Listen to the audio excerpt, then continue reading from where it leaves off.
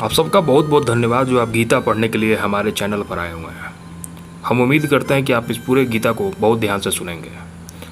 गीता का प्रथम अध्याय शुरू करने से पहले हम गीता के महात्म्य के बारे में चर्चा करेंगे कि आखिर इतनी पवित्र और इतनी महान कीर्ति की हमें पढ़ने के लिए क्यों आवश्यकता पड़ी। तो सबसे पहले ये सब शुरू करते हैं गणेश भगवान का नाम लेके, और जिन्होंने इसकी रचना की भगवान श्री कृष्ण की जय हो। जो मनुष्य शुद्ध चित्त होकर प्रेम पूर्वक इस पवित्र गीता शास्त्र का पाठ करता है वह भय और शोक आदि से रहित होकर विष्णु धाम को प्राप्त कर लेता है।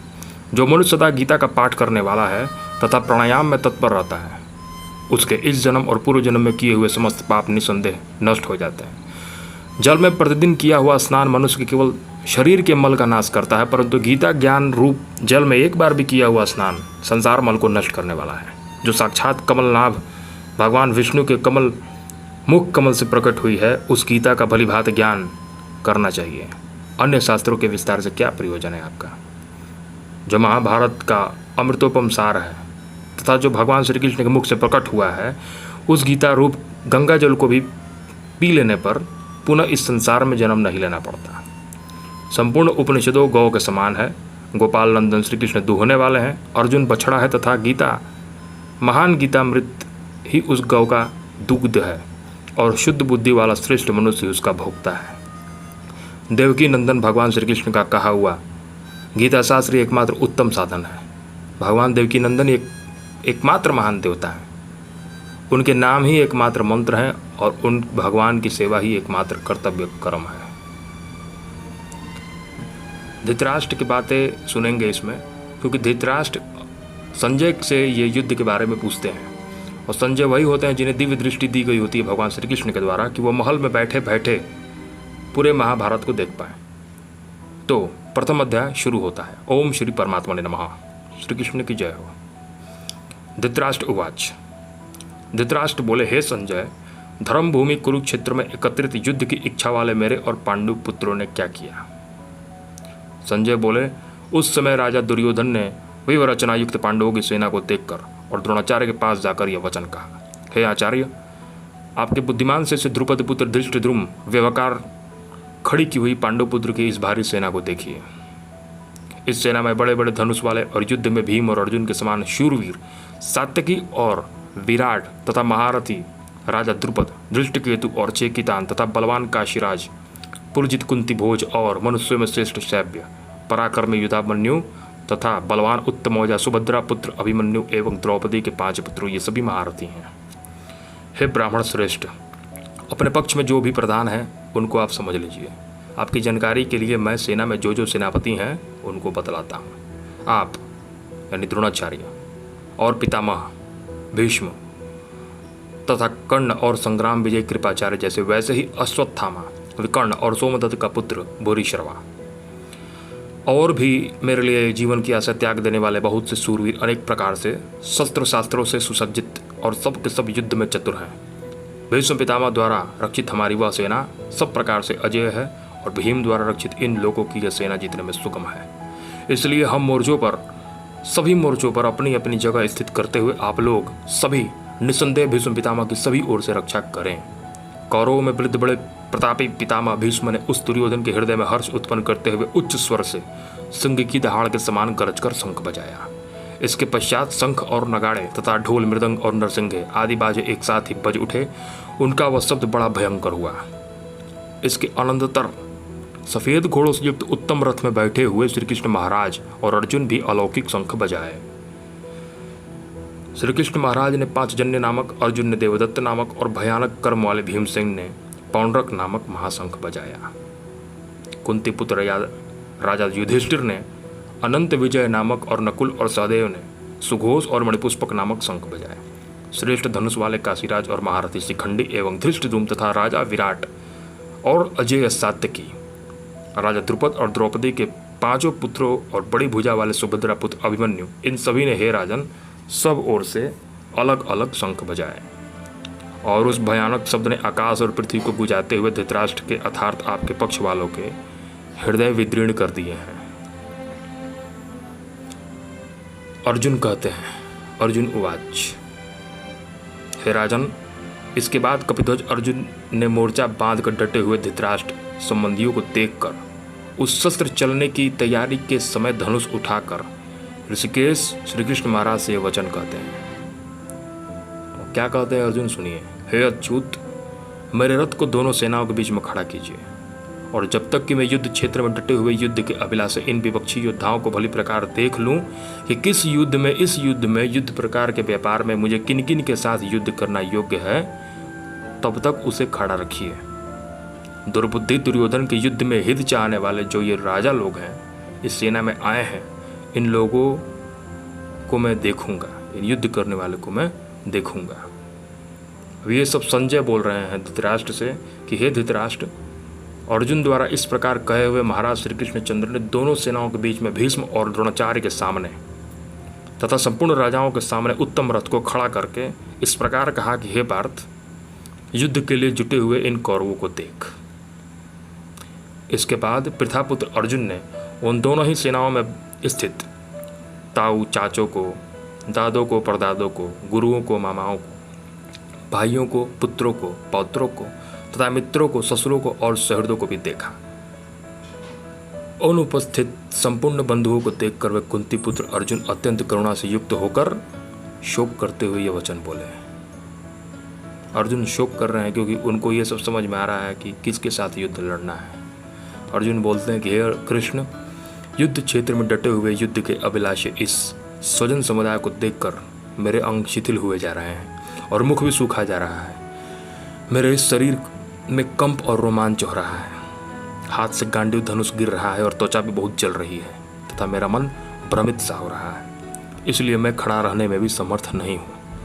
हे केशव, मैं लक्षणों को भी विपरीत ही देख रहा हूँ तथा युद्ध में स्वजन समुदाय को मारकर कल्याण भी नहीं देखता। हे कृष्ण, मैं न तो विजय चाहता हूँ और न राज्य के सुखों को ही। हे गोविंद, हमें ऐसे राज से क्या प्रयोजन है अथवा ऐसे भोगों से और जीवन से क्या लाभ है? हमें जिनके लिए राज्य, भोग और सुखादिक अभिष्ट हैं, वे ही ये सब धन और जीवन की आशा को त्याग कर युद्ध में खड़े हैं। गुरुजन, ताऊ, चाचे, लड़के और उसी प्रकार दादे, मामे, ससुर, पौत्र, साले और भी बहुत संबंधी लोग हैं। हे मधुसूदन, मुझे मारने पर भी अथवा तीनों लोगों के लिए, राज्य के लिए भी मैं इन सबको मारना नहीं चाहता हूँ। फिर पृथ्वी के लिए मैं क्या ही कहूँ।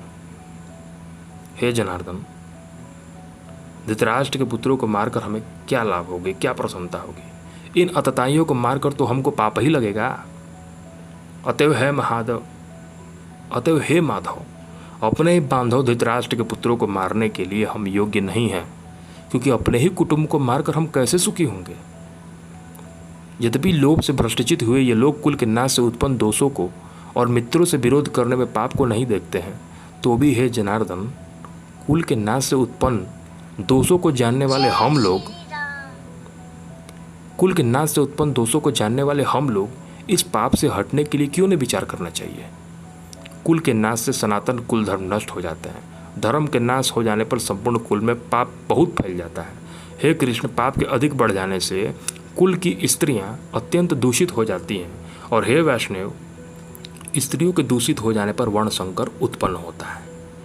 वर्णशंकर कुलघातियों और कुल में नरक को ले जाने वाले के लिए ही होता है।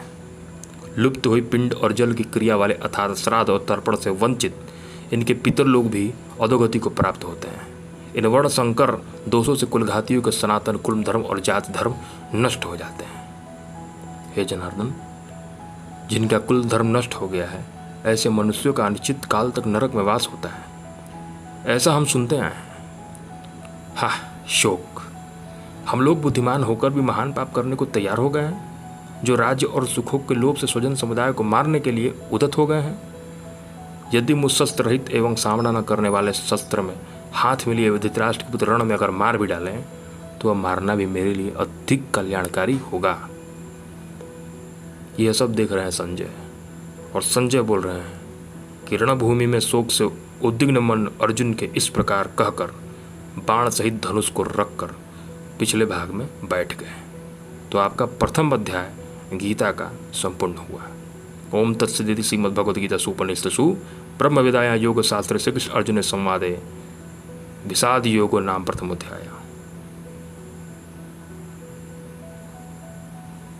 समझ में आया आपको? इस प्रथम अध्याय का प्रयोजन यही है कि आप कभी भी अपने जीवन में जब हताश हो जाएं और किसी से युद्ध करना हो, वह आपके मन से हो या आपके जीवन में हो या आपकी कार्यशैलियों में हो, शांत हो जाएं और उन पहलुओं को देखें कि आपके पक्ष में क्या है और आपके विपक्ष में क्या है। क्या आप जिनसे लड़ने जा रहे हैं वो लड़ने योग्य हैं भी कि नहीं है, वहाँ लड़ना श्रेयस्कर है भी कि नहीं है। और इस क्षेत्र में अगर आपका युद्ध होना एकदम तय है तो सबसे पहले अपनी ताकत को पहचानिए और दुश्मन की ताकत का नज़ारा भी देखिए। फिर अगर आपको लगे कि युद्ध करना श्रेष्ठ है तो युद्ध करिए, अथवा युद्ध को अगर रोकना भी पड़े तो रोक कर अपने आप को पहले ताकतवर बनाइए, फिर उस युद्ध में भाग लें। ऐसा मैं नहीं कह रहा हूँ, ऐसा गीता में मैंने समझा है। आपने क्या समझा है गीता के प्रथम अध्याय से, कृपया आप कमेंट में लिखिए। अब हम भगवत गीता के दूसरे अध्याय में चलते हैं। प्रथम अध्याय में आपने देखा कि कृष्ण से अर्जुन यह कहकर रथ में बैठ गए कि अब मैं युद्ध नहीं करूँगा, मैं अपने स्वजन समुदाय को नहीं मारना चाहता। अब दूसरा अध्याय चालू होता है। दूसरे अध्याय में संजय बोलते हैं, उस प्रकार करुणा से व्याप्त और आंसुओं से पूर्ण तथा व्याकुल नेत्रों वाले शोक युक्त उस अर्जुन के प्रति भगवान मधुसूदन ने यह वचन कहा। यह संजय क्यों बोल रहे हैं? क्योंकि ये धृतराष्ट्र से कह रहे हैं। और धृतराष्ट्र कहाँ पर है? धृतराष्ट्र हस्तिनापुर के महल में है। और कौन देख रहा है? श्री कृष्ण ने दिव्य दृष्टि दी हुई है संजय को, इसलिए वो युद्ध को देख रहे हैं। युद्ध का मैदान में क्या होता है, यह सब कहने के बाद अब श्री भगवान अर्जुन से बोलते हैं, हे अर्जुन, तुझे इस असमय में यह मोह किस हेतु प्राप्त हुआ है? क्योंकि न तो यह श्रेष्ठ पुरुषों द्वारा आचारित है, न स्वर्ग को देने वाला ही है और न कीर्ति को करने वाला ही है। इसलिए हे अर्जुन, नपुंसकता को मत प्राप्त हो, तुझमें यह उचित नहीं जान पड़ती। हे परम तप, हृदय की तुच्छ दुर्बलता को त्याग कर युद्ध के लिए खड़ा हो जा। अर्जुन बोलते हैं, हे मधुसूदन, मैं रणभूमि में किस प्रकार बाणों से भीष्म पितामह और द्रोणाचार्य के विरुद्ध लड़ूंगा? क्योंकि हे हरिसूदन, वे दोनों ही पूजनीय हैं। इसलिए इन महानुभाव गुरुजनों को न मार कर मैं इस लोक का भिक्षा का अन्न खाना भी कल्याणकारी समझता हूँ।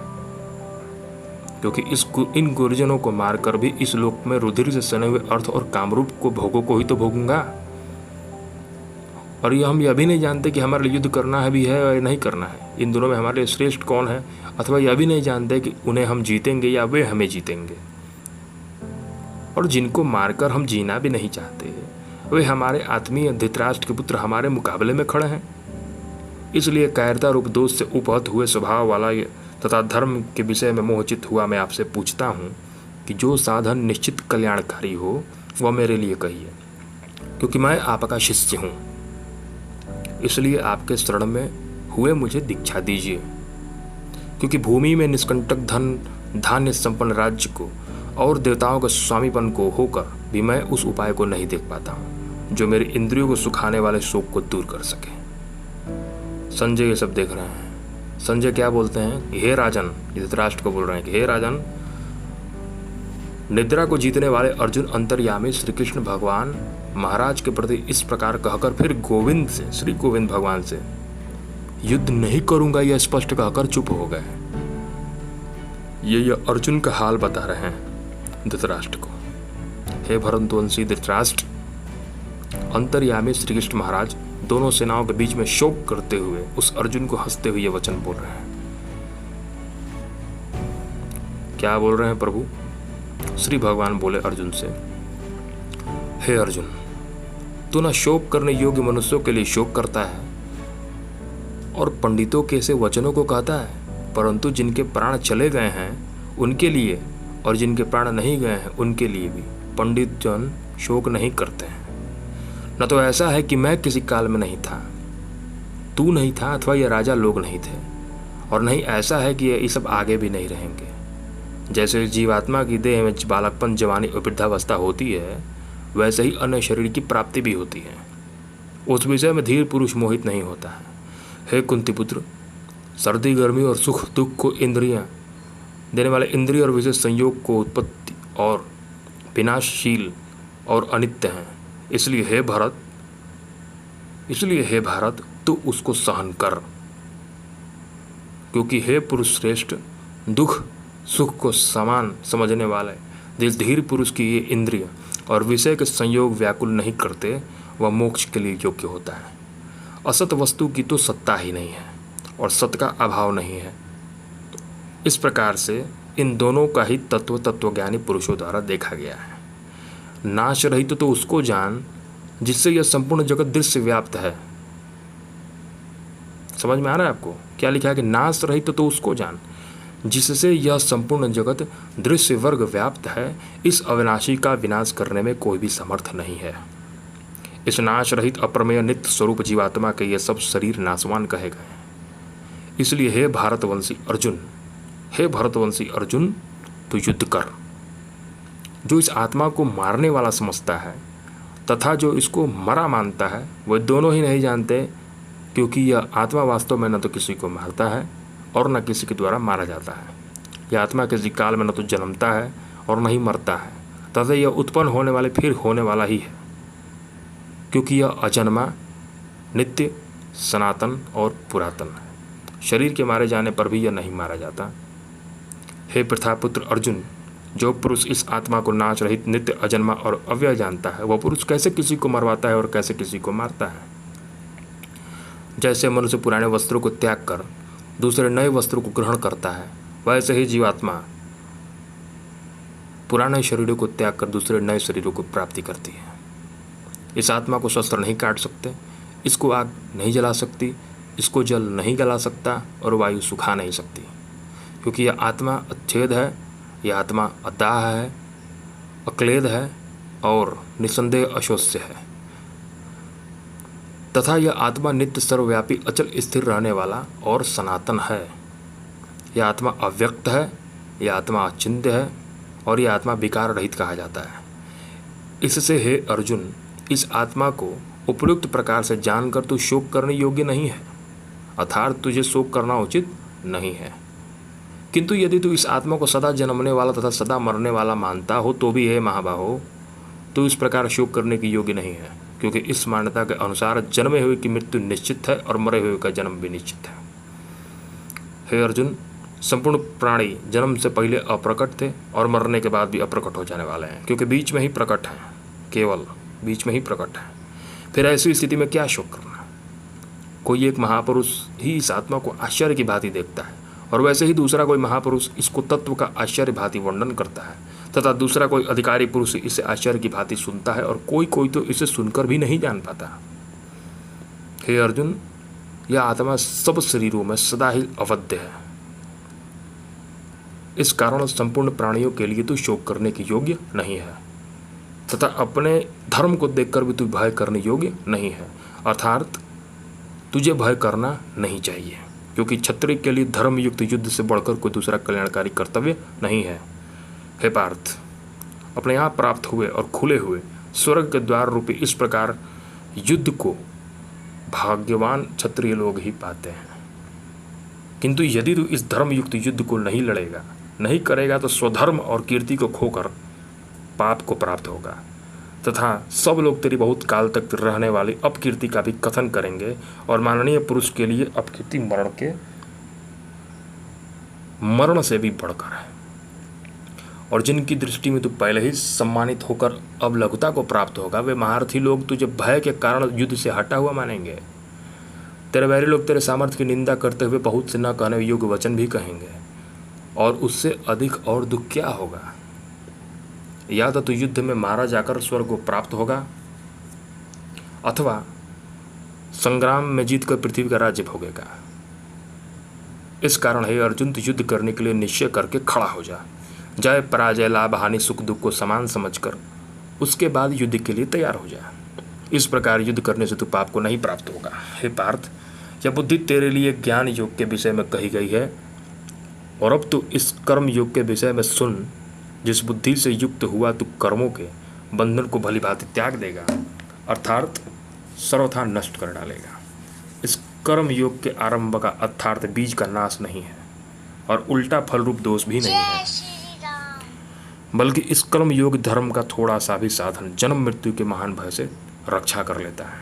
हे अर्जुन, इस कर्म योग में निश्चयात्मिका बुद्धि का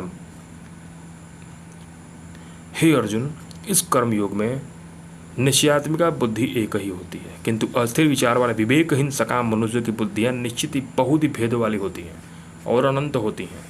जय श्री राम। हे अर्जुन, जो भोगों में तन्मय हो रहे हैं, जो कर्म फल के प्रशंसक वेद वाक्यों में ही प्रीति रखते हैं, जिनकी बुद्धि में स्वर्ग ही परम प्राप्य वस्तु है और जो स्वर्ग से बढ़कर दूसरी कोई वस्तु ही नहीं है, ऐसा कहने वाले हैं, वे अविवेकी जन इस प्रकार जिस पुष्पित अर्थात दिखाओ स्वाभाविक वाणी का कहा करते हैं, जो कि जन्म कर्म फल देने वाली एवं भोग एवं ऐश्वर्य की प्राप्ति के लिए नाना प्रकार की बहुत सी क्रियाओं का वर्णन करने वाली हैं, उस वाणी द्वारा जिनका चित्त हर लिया गया है, जो भोग और ऐश्वर्य में अत्यंत आसक्त हैं, उन पुरुषों की परमात्मा में निश्चयात्मिका बुद्धि नहीं होती है। अर्थात वो भगवान में निश्चय नहीं है, वो भोगों में निश्चय है। हे अर्जुन, वेद उपयुक्त प्रकार से 3 गुणों के कार्य रूप समस्त भोगों एवं उनके साधनों का प्रतिपादन करने वाले हैं। इसलिए तू उन भोगों एवं उन साधनों में आसक्तिहीन, हर्ष शोक आदि द्वंद्वों से रहित नित्य वस्तु परमात्मा में स्थित योग क्षेम को न चाहने वाला और स्वाधीन अंतःकरण करने वाला हो। सब ओर से परिपूर्ण जलाशय से प्राप्त हो जाने पर छोटे जलाशय में मनुष्य का जितना प्रयोजन रह जाता है, ब्रह्म को तत्व से जानने वाले ब्राह्मण का समस्त वेद में उतना ही प्रयोजन रह जाता है। तेरा कर्म करने में ही अधिकार है, उसके फलों में कभी नहीं। इसलिए तू कर्मों का फल का हेतु मत हो। तेरी कर्म करने में आसक्ति न हो, तेरा कर्म करने में भी आसक्ति न हो। हे धनंजय, तू आसक्ति को त्याग कर तथा सिद्धि और असिद्धि में समान बुद्धि वाला होकर योग में स्थित हुआ कर्तव्य कर्म को कर। समत्व ही योग कहलाता है। इस समत्व रूपी बुद्धि योग से सकाम कर्म अत्यंत ही निम्न श्रेणी का है। इसलिए हे धनंजय, तू समबुद्धि में ही रक्षा का उपाय ढूंढ, अर्थात बुद्धि योग का ही आश्रय ग्रहण कर, क्योंकि फल के हेतु बनने वाले अत्यंत दीन हैं। संबंधी युक्त पुरुष पुण्य और पाप दोनों को इसी लोक में त्याग देता है, अर्थात उनसे मुक्त हो जाता है। इससे तू समत्व योग में लग जा। यह समत्व योग ही तेरे कर्म में कुशलता है, अर्थात कर्म बंधन से छूटने का उपाय है। क्योंकि संबंधी से युक्त ज्ञानी जन कर्मों से उत्पन्न होने वाले फल को त्याग कर जन्म रूपी बंधन से मुक्त होकर निर्विकार परम पद को प्राप्त हो जाते हैं। जिस काल में तेरी बुद्धि मोह रूपी दलदल को भलीभांति पार कर जाएगी, उस समय तू सुने हुए और सुनने में आने वाले इस लोक और परलौकिक संबंधी सभी भोगों को वैराग्य प्राप्त हो जाएगा। भांति भांति के वचनों को सुनने से तेरी विचलित हुई तेरी बुद्धि जब परमात्मा में अचल और स्थिर ठहर जाएगी, तब तो योग को प्राप्त हो जाएगा, अर्थात तेरे परमात्मा से नित्य संयोग हो जाएगा। अर्जुन बोले, क्या बोलते हैं कि हे केशव, समाधि में स्थित परमात्मा को प्राप्त हुए स्थिर बुद्धि पुरुष का क्या लक्षण है? वह स्थिर बुद्धि पुरुष कैसे बोलता है, कैसे बैठता है, कैसे चलता है? अब श्री भगवान बोलते हैं कि हे अर्जुन, जिस काल में यह पुरुष मन में स्थित संपूर्ण कामनाओं को भलीभांति त्याग देता है और आत्मा में ही आत्मा में संतुष्ट रहता है, उस काल में वह स्थित प्रज्ञ कहा जाता है। क्या कहा जाता है? स्थित प्रज्ञ। दुखों को प्राप्ति होने पर भी मन में उद्वेग नहीं होता, सुखों की प्राप्ति होने में जो सर्वथा निष्प्रिय है तथा जिसके राग भय क्रोध नष्ट हो गए हैं, ऐसे मुनि स्थिर बुद्धि कहा जाता है। जो पुरुष सर्वत्र स्नेह रहित हुआ, उस शुभ या अशुभ वस्तु को प्राप्त होकर न प्रसन्न होता है न द्वेष करता है, उसकी बुद्धि स्थिर है। और जैसे कछुआ सब ओर से अपने अंगों को एक जैसे समेट लेता है, वैसे ही यह पुरुष इंद्रियों के विषय से इंद्रियों को सभी प्रकार से हटा लेता है, तब उसकी बुद्धि स्थिर है, ऐसा समझना चाहिए। इंद्रियों के द्वारा विषय को ग्रहण न करने वाले पुरुष भी केवल विषय से तो निवृत्त हो जाते हैं, परंतु उनमें रहने वाली आसक्ति निवृत्त नहीं होती। इस स्थित प्रज्ञ पुरुष की तो आसक्ति भी परमात्मा का साक्षात्कार करके निवृत्त हो जाती है। हे अर्जुन, आसक्ति का नाश न होने के कारण ये प्रमथन स्वभाव वाली इंद्रियां यत्न करते हुए बुद्धिमान पुरुष के मन को बलात् हर लेती हैं। इसलिए साधक को चाहिए कि वह उन संपूर्ण इंद्रियों को वश में करते हुए समाचित हुआ मेरे परायण होकर ध्यान में बैठे, क्योंकि जिस पुरुष की इंद्रियां वश में होती हैं उसी की बुद्धि स्थिर होती है। विषयों का चिंतन करने वाले पुरुष उन विषयों की आसक्ति हो जाती है। आसक्ति से उन विषयों की कामना उत्पन्न होती है और कामना में विघ्न पड़ने पर क्रोध उत्पन्न होता है और क्रोध अत्यंत मूढ़भाव उत्पन्न होता है और मूढ़भाव से स्मृति में भ्रम हो जाता है। स्मृति में भ्रम हो जाने पर बुद्धि अर्थात ज्ञान शक्ति का नाश हो जाता है और बुद्धि का नाश हो जाने पर यह पुरुष अपनी स्थिति से गिर जाता है। परंतु अपनी अधीन की हुई अंतःकरण वाला साधक अपने वश में की हुई राग द्वेष से रहित इंद्रियों द्वारा विषयों में विचरण करता हुआ भी अंतःकरण की प्रसन्नता को प्राप्त होता है। अंतःकरण की प्रसन्नता होने पर इसके संपूर्ण दुखों का अभाव हो जाता है और उस प्रसन्न चित्त वाले कर्मयोगी की बुद्धि शीघ्र ही सब ओर से हटकर एक परमात्मा में ही भली भांति स्थिर हो जाती है। न जीते हुए मन और इंद्रियों वाले पुरुष में निश्चयात्मिका बुद्धि नहीं होती है और उस अयुक्त मनुष्य के अंतःकरण में भी भावनाएं भी नहीं होती हैं तथा भावनाहीन मनुष्य को शांति नहीं मिलती और शांति रहित मनुष्य सुख कैसे भोग सकता है, सुख कैसे मिल सकता है उस मनुष्य को।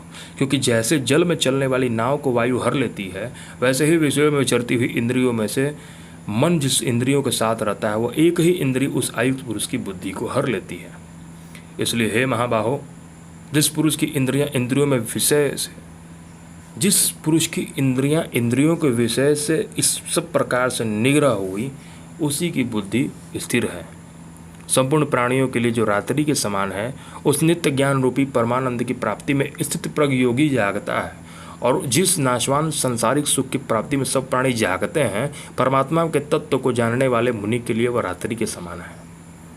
जैसे नाना नदियों के जल सबोर से परिपूर्ण अचल प्रतिष्ठा वाले समुद्र में उसको विचलित न करते हुए उसमें समा जाते हैं। जैसे समुद्र के चारों ओर जो नदियाँ उसमें मिलती हैं समुद्र को विचलित नहीं करती हैं, शांत समुद्र में धीरे से समा जाती हैं, वैसे ही सब भोग जिस स्थित पुरुष के किसी प्रकार से विद्वान कोई भी भोग हो वह उस इंसान के अंदर किसी प्रकार की हलचल उनकी इंद्रियों द्वारा पैदा नहीं कर सकते हैं। वही पुरुष परम शांति को प्राप्त होता है, भोगों को चाहने वाला नहीं। जो पुरुष संपूर्ण कामनाओं को त्याग कर ममता रहित, अहंकार रहित, स्पृहार रहित हुआ विचरता है वह शांति को प्राप्त होता है, अर्थात वह शांति को प्राप्त होता है। हे अर्जुन, यह ब्रह्म को प्राप्त हुए पुरुष की स्थिति है। इसको प्राप्त होकर योगी कभी मोहित नहीं होता और अंत काल में भी इस ब्राह्मी स्थिति में होकर ब्रह्मानंद को प्राप्त हो जाता है। ओम तत्सदिति श्रीमद्भगवद्गीता सुपनिष्ठ सुब्रह्म विदाया योग शास्त्र श्री कृष्ण अर्जुन संवाद सांख्य योग नाम द्वितीय अध्याय। तो आपका द्वितीय अध्याय गीता का पूर्ण हुआ। अब हम तृतीय अध्याय के बारे में आगे पढ़ेंगे, आगे चर्चाएं करेंगे। जो आपने इस गीता से सीखा है अपने जीवन में उतार लीजिए। द्वितीय अध्याय कर्मयोग को दर्शाता है। आप कर्म करिए, फल की इच्छा श्री कृष्ण के हाथों में सौंप दीजिए। माना कि आसान नहीं है, परंतु भगवान ये कैसे करना है इस टेक्निक्स के बारे में बताएंगे। अगले एपिसोड्स में हम पढ़ेंगे भगवत गीता का तीसरा अध्याय आगे। नमस्कार।